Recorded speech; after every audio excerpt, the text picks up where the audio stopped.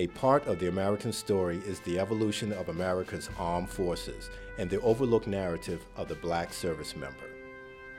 Often, in the face of racial discrimination, many African Americans volunteered to serve under the most challenging circumstances, only to prevail heroically.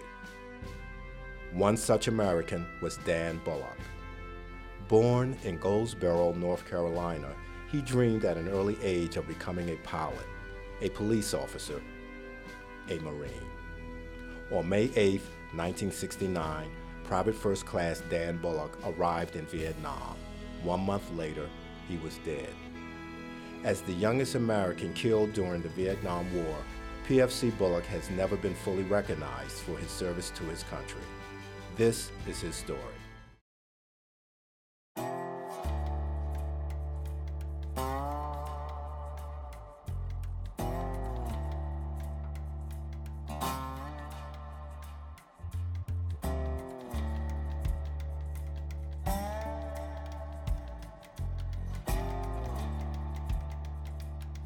We grew up together. That was my best friend. Yeah. And everybody loved him. You know, he was wonderful. He was smart, intelligent, and very adventurous. We had long distance trucks that we would put match stems on. The big matches for the officers and the little ones for the regular soldiers. Right. And we would get in the backyard and we would play war. After Dan's grandmother died, the family moved to Brooklyn, New York, where Dan's aspirations and dreams of joining the military grew.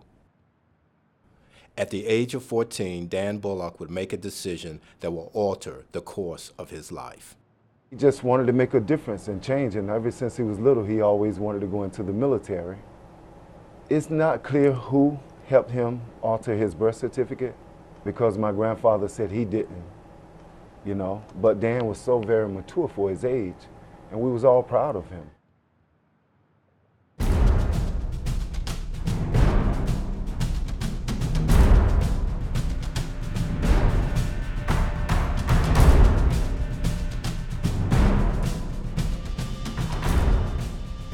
I met Dan Bullock in October 1968 in boot camp.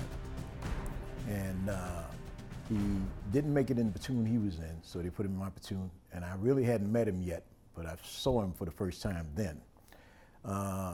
After he failed a couple of runs, we were beginning to get punished as a result of him not keeping up.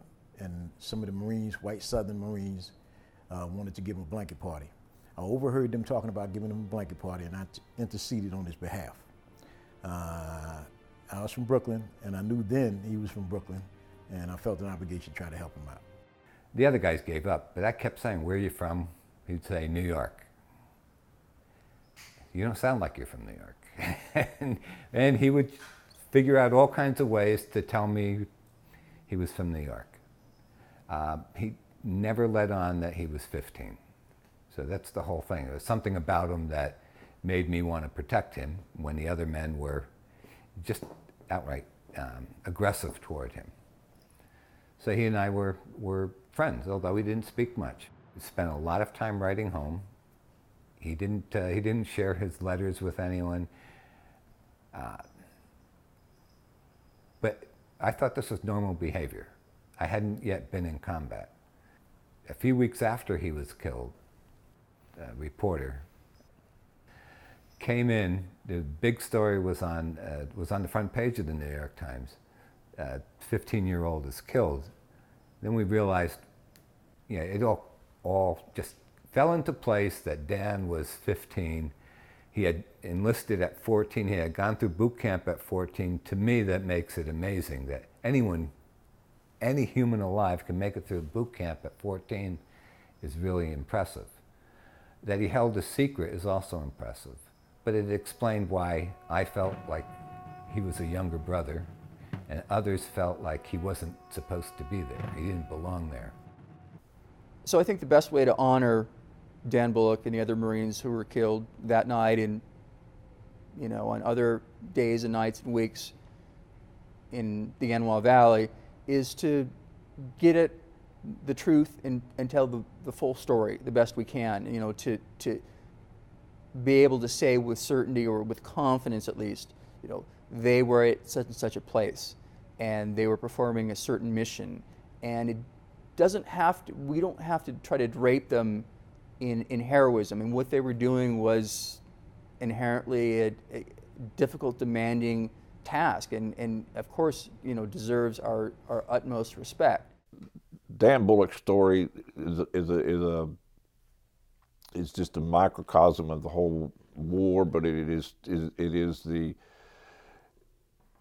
probably the alpha of the stories, because the youngest, and you know, there's the youngest and the oldest, but it's not just the youngest, but it's the story behind Dan's motivations. Why would this kid do this? 14 years old. I think at 14 I had a paper route, and I was, you know, thinking about maybe, you know, trying to make a few bucks or something. Or, you know, I wasn't thinking about. I was, yeah, trying to do better for myself, but not joining the military. You know. So it was just what motivated him. I really would have liked to have been in the mindset of Dan. What was going on? There's something had to be going on that had to make this child soldier want to do better. I mean, he was a child, 14. Deep inside them, that there are motivation for kids. It's tragic that it happened to Dan, what happened to Dan, but then again, it's proven a point. Dan was, and still is, one of the greatest patriots we ever had in this country, because here's a 15-year-old that died fighting for our democracy, and he could have easily threw his hands up and said, look, I'm only 14 in boot camp, or 15, and went home. But he didn't. He took his secret to the grave. And since he's a young African-American who died at 15, every African-American and everybody in this country ought to know who he is. And I think he ought to be recognized.